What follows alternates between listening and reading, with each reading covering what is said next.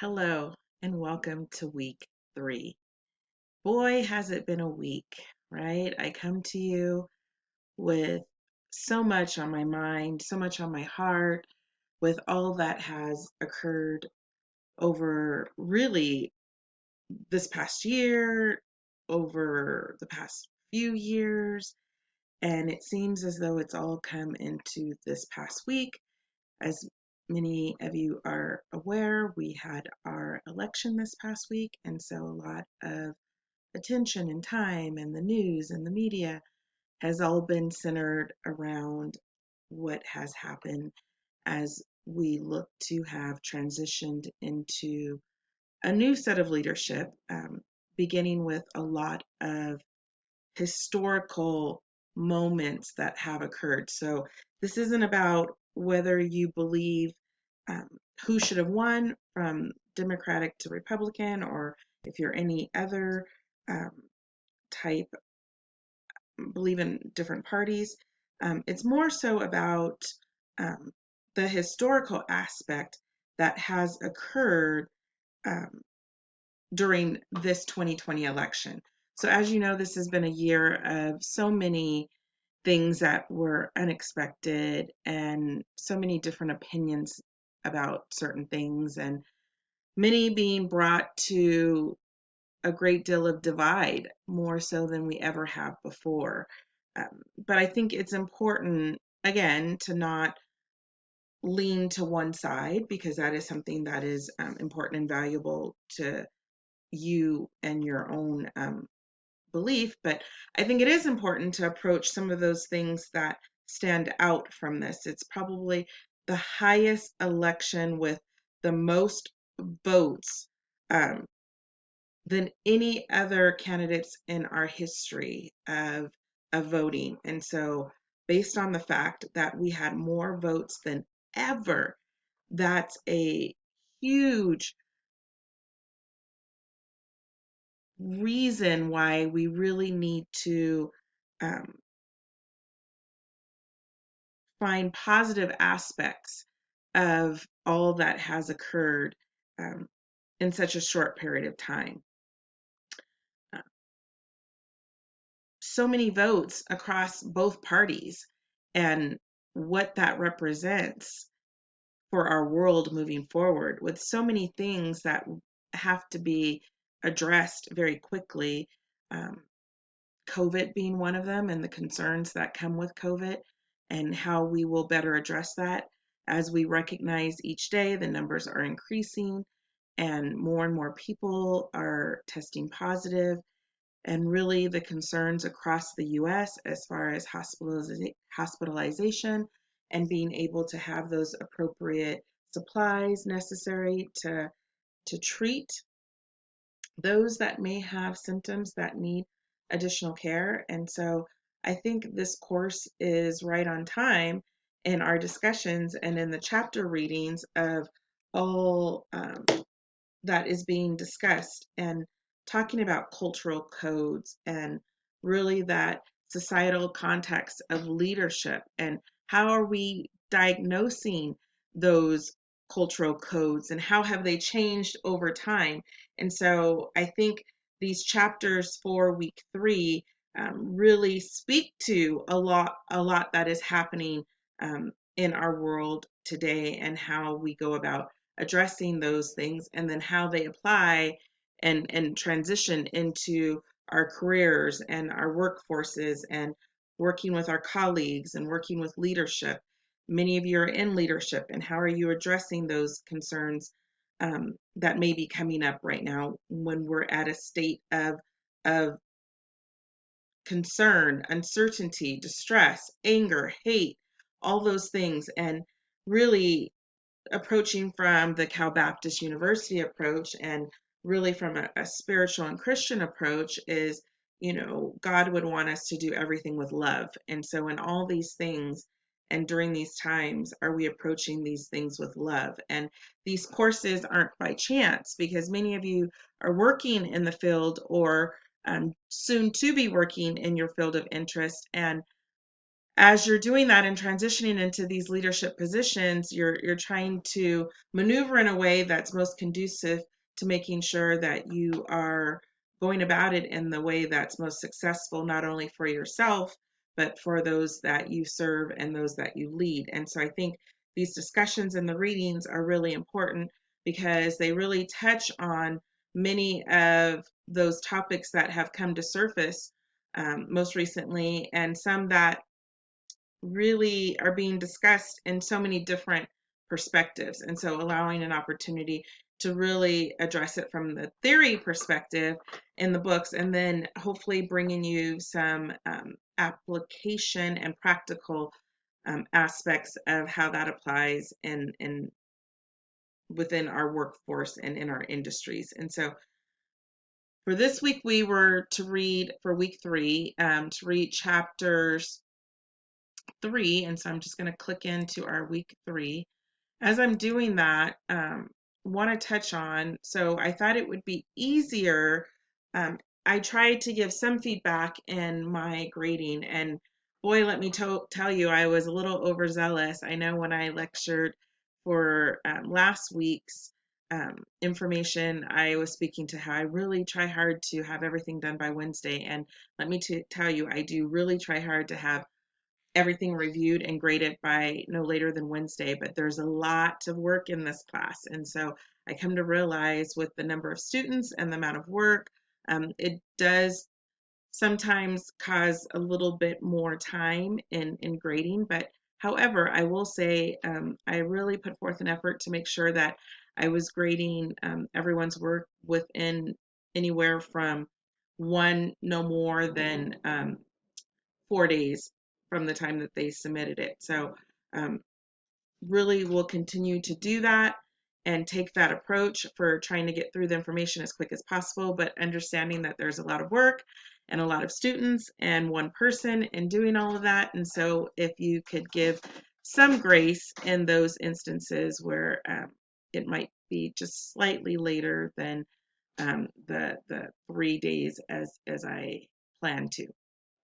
Before I jump into, like I said, this week's work, just kind of want to spend a little bit of time recapping. I know you are all submitting for week 2, so you'll hear me talk about the work that I reviewed from last week's work into the next lecture, but just kind of touching on your work that you did, especially the discussions and the case studies.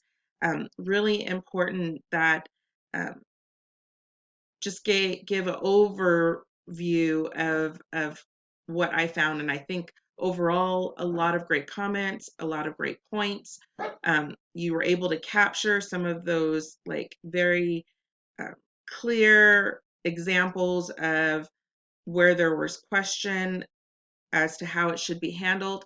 One thing, and I know many of you spoke of having an interest to speak up, having an interest to um, better support Maria. And really, the question becomes, and I didn't see a lot of you touch on it, but the question becomes that character. And so I know I had a few speak to, was it really appropriate for Maria to speak up in the way that she did?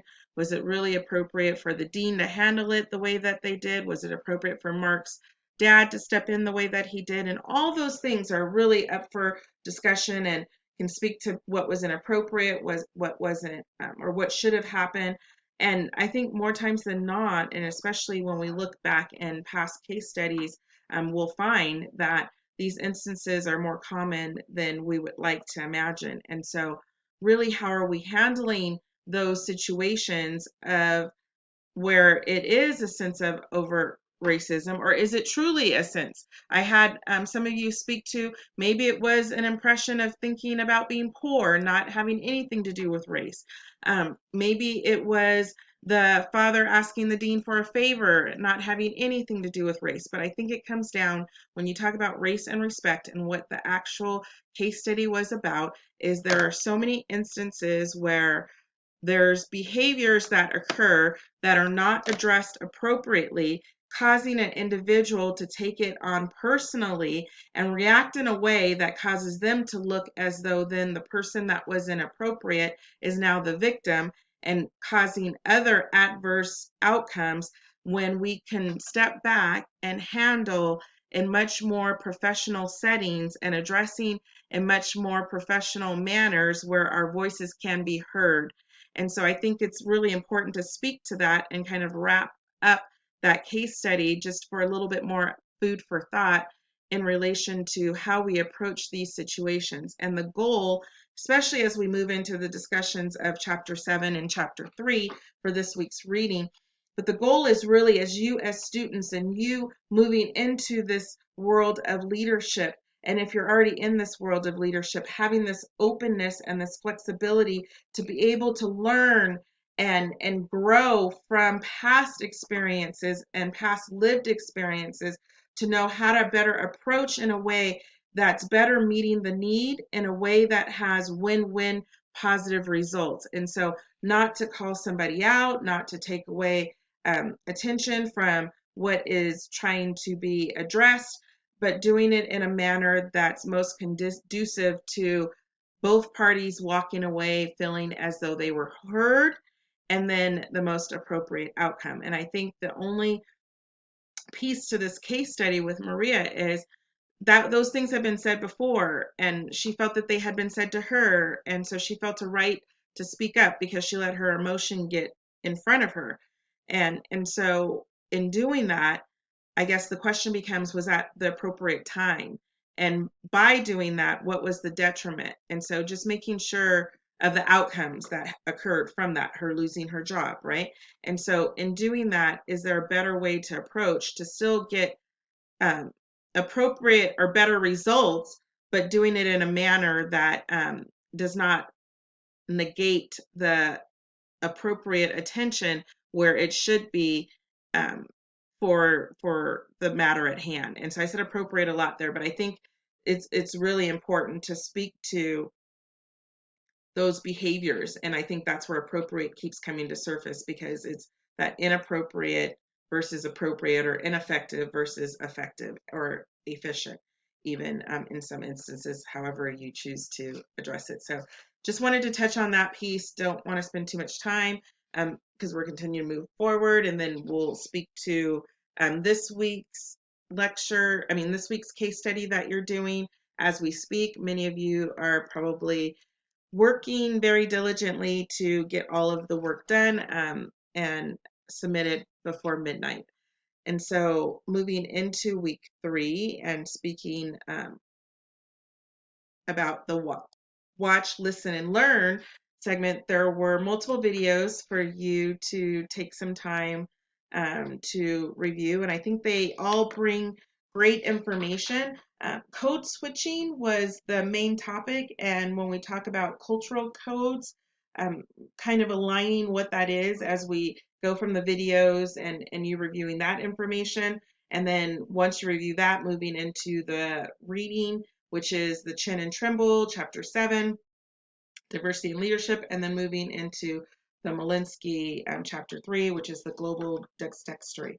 And so the videos really lead into those discussions quite well when you speak about code switching and social classes and what that looks like, and really how we approach things, and hearing from students in Georgetown and how they came from um, impoverished potentially areas, or areas where the language was not as fluent or formal than what they were experiencing in a college environment, or even interacting with those within that environment. And so really gaining insight to some of those deep rooted experiences that we take for granted for some of us that don't have those same um, challenges that we have to address when we're moving into educational forums and really expanding and elevating our minds, knowledge, skills, and language. And so really taking it one dive further, I have been certified, lifetime certified, working with Ruby Payne. And I'm not sure, in so many of my lectures, I've mentioned this at different times. And so if I mentioned this last week, forgive me, but I think it's very much more applicable in this instance here when we talk about bridges out of poverty and um, addressing and have a better understanding of those living in more of impoverished environments and really not taking into consideration what that looks like and what um, not only what it looks like, but some of those challenges and tribulations that they go through, and that we don't give credit to some of those things. And so understanding that there's many hidden rules. And I think that's what that code switching really speaks to is, there's this formal way of speaking, informal, casual, registry of language that you're not necessarily taught depending on where you grew up or what area you come from. And so you are maturing and developing and taking on these extended ways of communicating, but sometimes it's not aligned in a way that is being looked by others as most appropriate and speaking correctly and speaking fluently.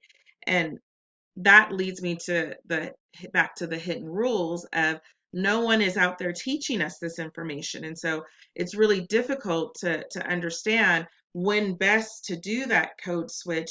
And sometimes we learn by trial and error, not recognizing that society has, or this societal picture has been created more based on a middle class type of perspective and not so much the highest level wealth and then the lowest poverty, but kind of like in that middle. And so do we negate in those other categories or realms of living, do we negate aspects of what that looks like and what is acceptable or not, even at that level? So then when we go on a grander level of that code switching, when we start talking about not only that economical uh, level of where you're at, but more so than when you introduce minority and when you introduce other aspects of what that looks like within a minority. And so whether speaking, language,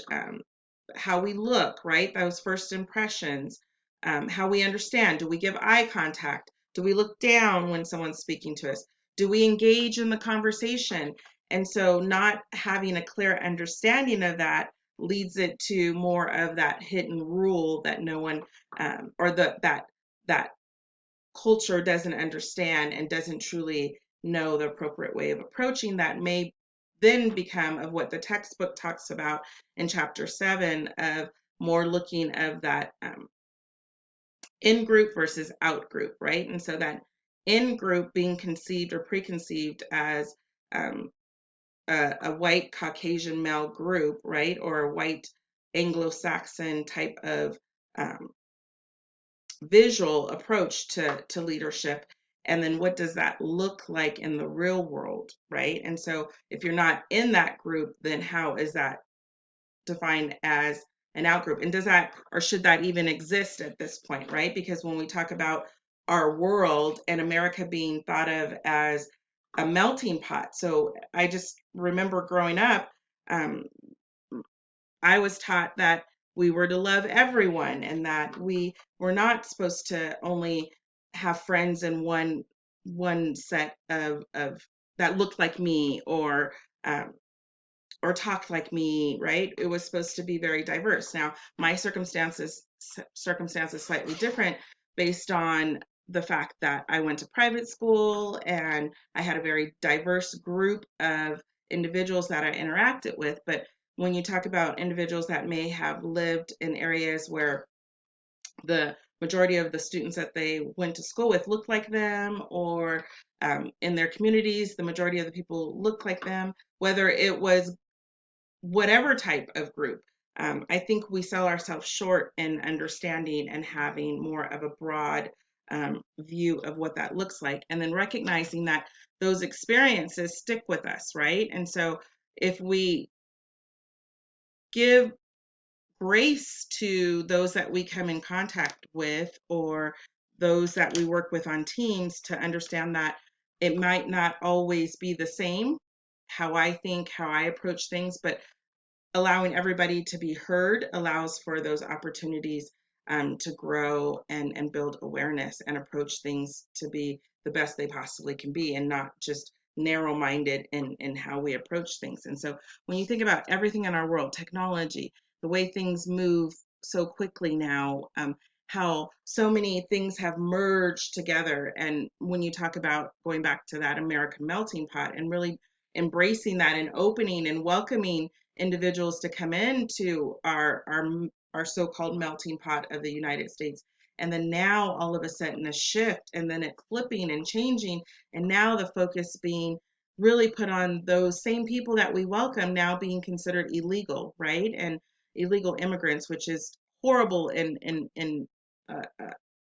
a way of um, addressing that. And I've kind of now started to merge the videos and the chapters together, but I think you get what I'm saying in understanding that we've done a disadvantage to ourselves by creating this picture of what the world should be and what it looks like, and not taking into consideration that global perspective. And then how does that relate to leadership when you're talking about in a work environment and working amongst people that we can't always control who we're going to work with, right? And so how do we have how do we approach that? And I think the most important thing where I was kind of going with this initially in my lecture was more so about you all being our future. And so just because it was done one way in the past, or just because it was approached um, in a way, whether right or wrong, does that mean that we have to continue that way? Just because we were taught it to be this way, is it okay to question? Is it okay to dig deeper and learn more? And I would say yes, most definitely. And I think that's the beauty of all this, and the most important um, in all that we're learning, not only in this class, but in anything that we are trying to gain more knowledge and understanding, is really being open to dissecting those myths and what you were taught and what you were learned, and really using opportunities through those that you interact with that are not the same, and asking questions and having dialogue and having open communication to better understand. And if you have those opportunities, I know in my lecture last time I spoke of being able to travel and really see and feel and experience, but if you can't do that, there's so many other opportunities to do that. And I think we spoke of that, um, watching things on the internet, as long as you make sure that it's true and correct information, reading about things. But I think just like research is encouraged, one to dive deeper and really find all that's available to one's to individual when they're researching something, but also to do the compare and contrast. And I think that's the important part, is to really find those areas that um, just because it was said to be that way, is that truly how it should be, right?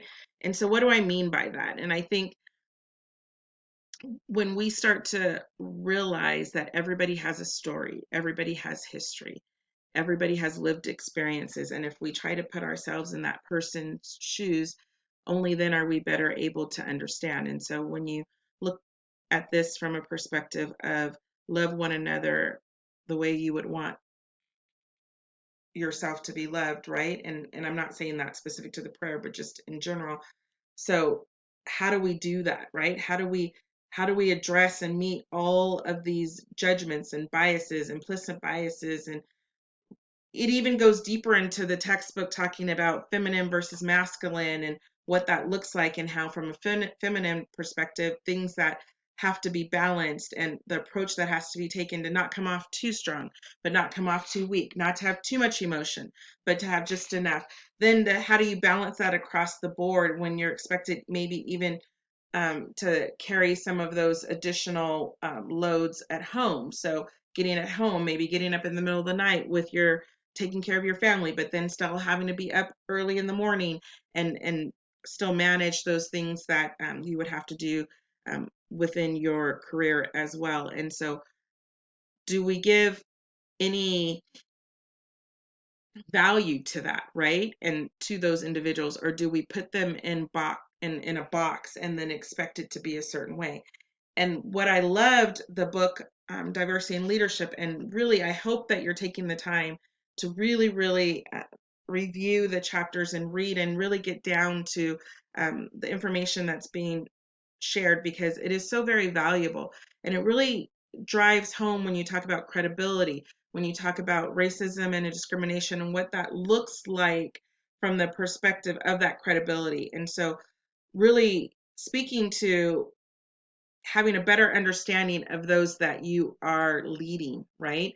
So your followers. And so can that be done more from an individual that has more of those lived experiences, or can that be done from anyone that is just open to really learn and get to know those that they lead? And so I think that this really, it can be approached from different perspectives of, okay, yes, this might have been what has happened in the past, and that's why it's here for us to read and address it, but it is so very important right here, right now, for how are we continuing to have these conversations, how are we approaching these conversations in a way that's most conducive to having positive outcomes and helping others to better know how to communicate and work with each other and create wonderful outcomes of what can be accomplished when you bring together great minds with great experiences and then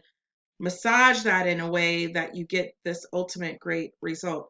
But I unfortunately have to speak to as well the challenges that were faced by those myths and by history and by things that have happened in the past that has caused us to be at this moment in time of where we are right now. And as I started in the beginning of my lecture, I'm going to come back to, because it's very applicable right now to our chapter readings. And I have to say, I was very shocked to see it in the chapter reading in relation to diversity training and leadership, and really helping to build a better understanding and approaching um, from a way that we can really have a conversation and know how to manage those relationships and conversations, and respect those with credibility within the workforce. And so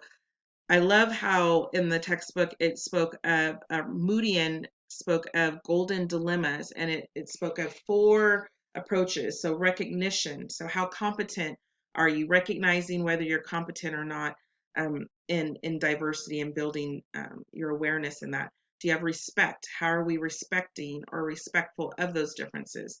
Reconciliation. So how competent to reconcile those differences, those cultural differences that you have, and then the realization of how competent to realize the actions needed. And so I think the key point here is being competent and and having that openness, right, where you're working towards that same goal. What's disheartening that I'm leading to and sharing with this that really brought home, and I speak to again the textbook saying in our 21st century, it is very important that training in diversity leadership needs to address these issues of privilege and status. That is in our textbook right now. So, very interesting, I want to share with you. I serve on a national association, and so the overarching association is the American Public Human Services Association.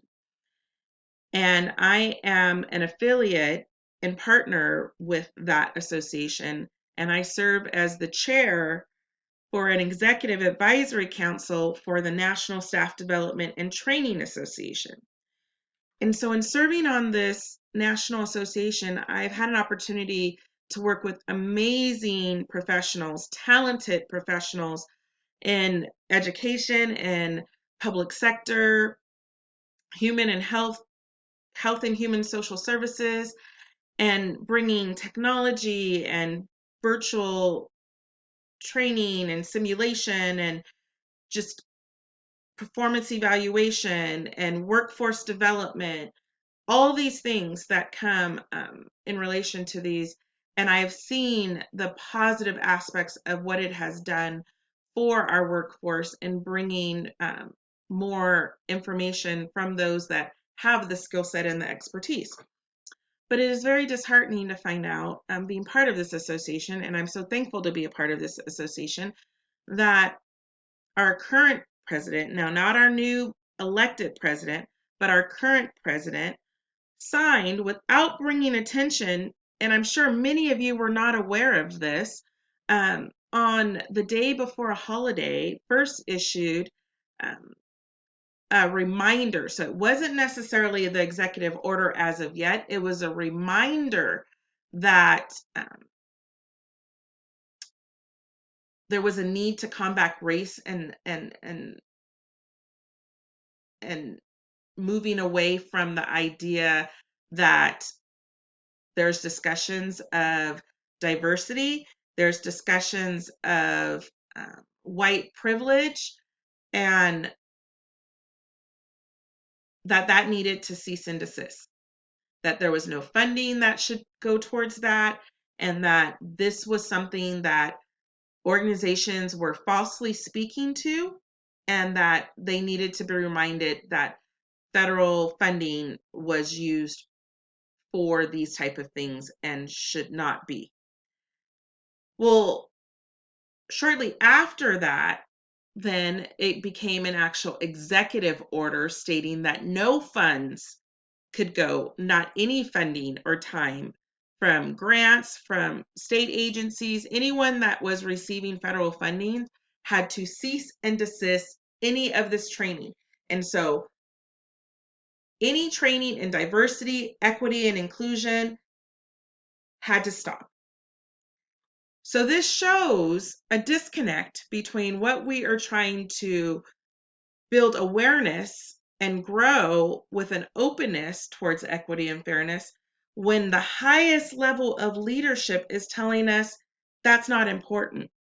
And so where I show such great value of working with this association was they put together a statement and issued a statement in regards to this executive order showing that we were not in support of this and that we still needed to forge ahead in building capacity within health and human services and around the world to eliminate structural bias, but more so advance equitable health and well-being outcomes for all. So I just think that this is an important example to show how you can come together in a positive and professional way and still have a voice that's strong, more so than doing it based off of emotion and reaction that can then be turned around and used in a way that's not conducive to trying to address what you're trying to accomplish. So, most importantly, I think I'll speak to right now in relation to that the idea of when we were notified of the George Floyd situation. We've been notified of many instances now where police and those of individuals of color, minorities, have been in circumstances or situations that have not ended in a way that has been um, identified as handled in the most appropriate manner. And so, with that in mind, things that occurred from those instances caused people to protest, caused people to do things in manners that brought negative attention, and then that potentially brought positive attention, depending on your perspective and how you saw it. But what we failed to realize is what was the core of the problem, and were we truly giving our attention to why those things were occurring? So, whether, and I'm not condoning looting, I'm not condoning rioting, those are not the things I'm saying, but have we dug deeper to have a better understanding as to why? And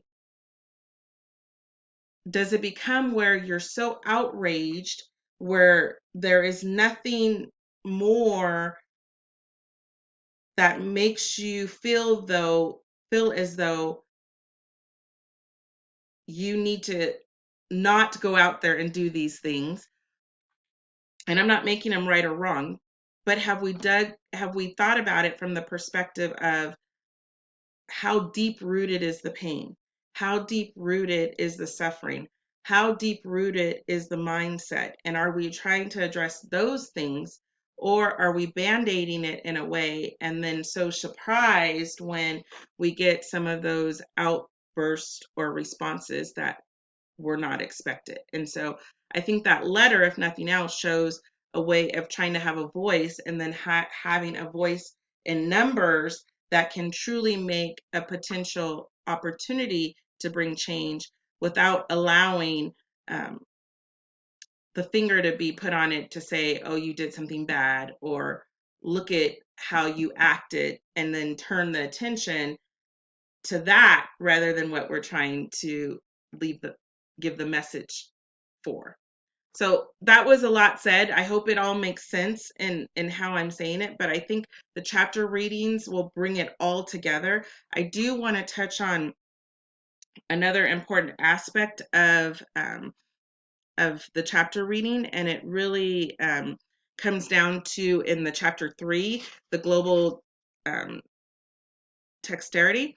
And I love how the author Malinsky speaks to the first step in developing that global dexterity is learning a system for diagnosing the rules of behaving appropriately and effectively in these new cultures. And so then we start talking about now and moving into how can we communicate well? How can we achieve all of these wonderful potential goals or organizational goals if we're not understanding each other, if we're not trying to see things from each other's perspective and lived experiences, if we don't understand that culture of where individual comes from. And so it goes more into that culture code and really dividing out those codes of what's the norm, more so, where does it the country norm, where's the differences, where's those regional norms, and then where's the company and industry norms. And so you see that's 4 different quadrants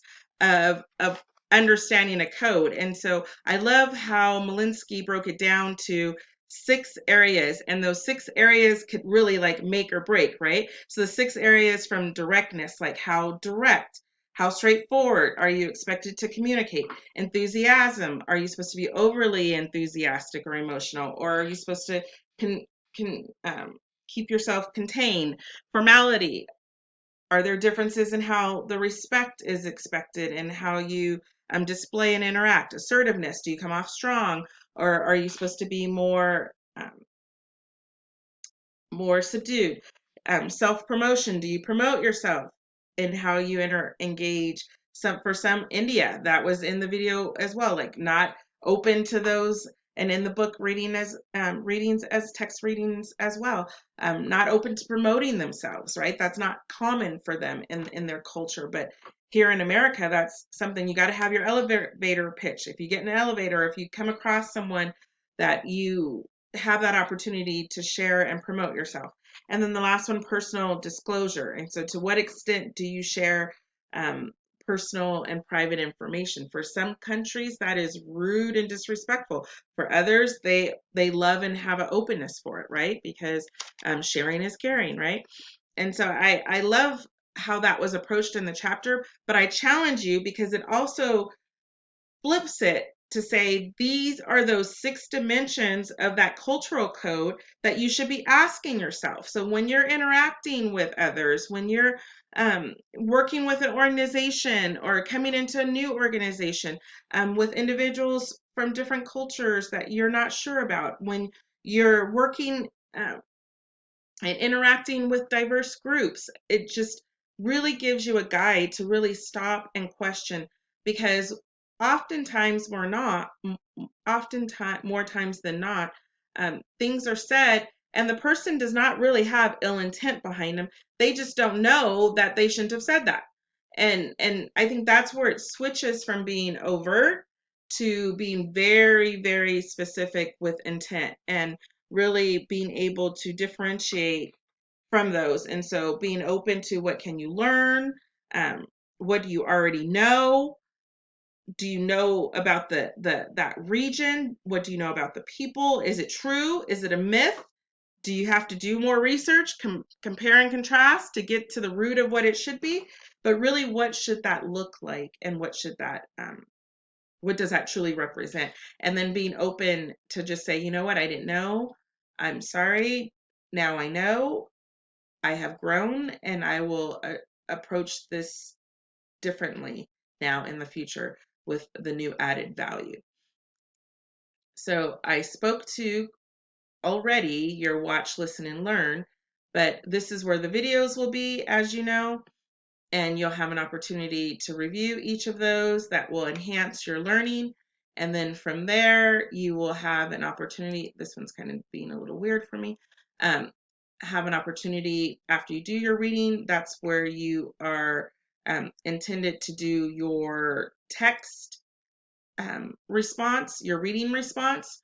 So that is something that you will do for this week's reading. Shouldn't be as long. I know last few weeks you had multiple chapters, so this one is just a couple. It won't be as long, but I'm really enjoying seeing from your perspectives all that you guys are learning and grasping and open to learn in this class. So keep up the good work, or great work with that.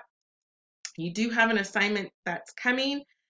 You will be turning this assignment in week 5. So this is just week 3. You'll have a couple more weeks to work on it, but you'll be developing a presentation on a significant cultural issue affecting leadership that you have identified. You'll present the problem and provide a solution as appropriate based on your learning from this course. I want to see your sources cited. Use APA format. It needs to be at minimum 4 pages, including your APA title page for reports and the 12-point font with the Times New Roman and all that, your normal way of writing. But you have a couple weeks to work on this. Don't put it off till the end. So I would suggest maybe this week kind of identifying what that cultural issue is going to be. And then that gives you the next few weeks kind of building on your research and putting that into paper. You do have a discussion board for this week, and you have another case study. You guys have been doing really well with your case studies, so keep it coming. I love hearing from you. So this is case study, It's Their Fault, and it is in relation to the trigger of different values. The organization is for profit, a marketing firm in Hong Kong. The chapter reading talks about Hong Kong as well, with the being under the British colony and having those cultural uh, perspectives, and then moving back under China, and then bringing some of those British colony cultures with them, and then trying to balance it with the China culture and collectivism versus, individualism, and that level of loyalty in leadership and power in relation to, that individualism and how that. So it's just kind of interesting that it all, from the chapter readings and then playing into this case study with representative from multiple company sites in various countries, and it's telling you from these chapters it's applicable, what you could get out of it. But the case is speaking of a large for-profit organization over the course of 1 year. Employees of an international marketing firm with offices in 6 different countries met in Hong Kong to discuss a new logo and slogan for the marketing firm. The goal was to embrace the current logo and slogan to better appeal to the company's diverse clientele. So it seems like something that wouldn't be that difficult to manage, right? But can't wait to hear from you in relation to reading the case and then going through either the core, reflective, or case specific questions. So look forward to hearing from you each with that. And then you're going to add another piece to this week's assignment in regards to the discussion and really looking at case studies. Remember, we better understand how to approach circumstances and situations when we have something to refer to or something to use as a point of reference. So that's what these case studies are doing for you. It's building on your knowledge and understanding and helping you to see in different perspectives, but then hearing from your peers to kind of see from their perspectives and then getting new perspectives and then applying that to the jobs that you are doing on a day-to-day basis. And so what we are excited to see for this week is, oh wait, let me get back, sorry, an opportunity for you to come up with your own diagnosis. And so it comes out of chapter 3, but we're going to, we've actually provided the attachment for you to pull from for this assignment for week 3. So it's you're going to diagnose the cultural code for a situation of your own. So you've had some practice with looking at the case studies and coming to your own conclusions. Now you're going to do this using this worksheet for a situation of your own.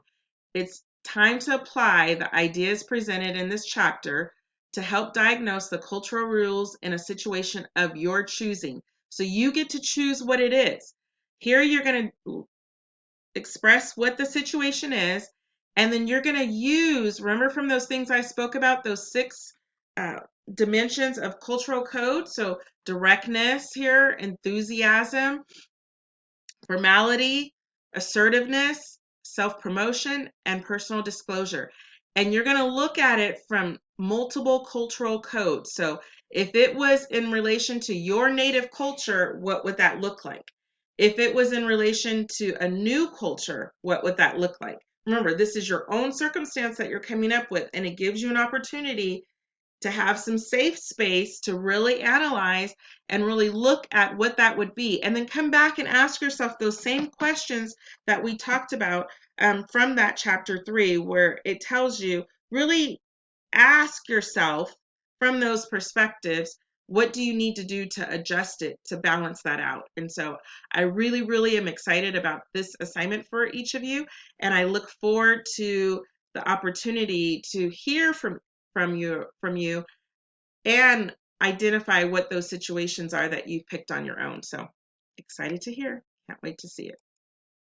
And last but not least, just touching on again your big ideas, and hopefully you are continuing to grow and be excited about what you're learning and looking at new perspectives. And so what was most confusing, because then that helps me if I need to adjust in my lecture and kind of help further explain for the following week. What insights have you gained? I love seeing that. I love seeing where you guys have taken on new information and new insight. And then how have you utilized my feedback to improve? So whether that was just my free feedback in my comments that I gave to you in your assignments, or the feedback that you received from my lectures as well. So as always, looking forward to hearing from each and every one of you. As always, I'm available to you if you have questions, if there's any additional information that you need from me. But I hope this next week brings you much love, peace, joy, and happiness. And I pray that it is a wonderful week doing exciting and wonderful things. And I look forward to reconnecting with you again next week. God bless. Until we meet again. Goodbye.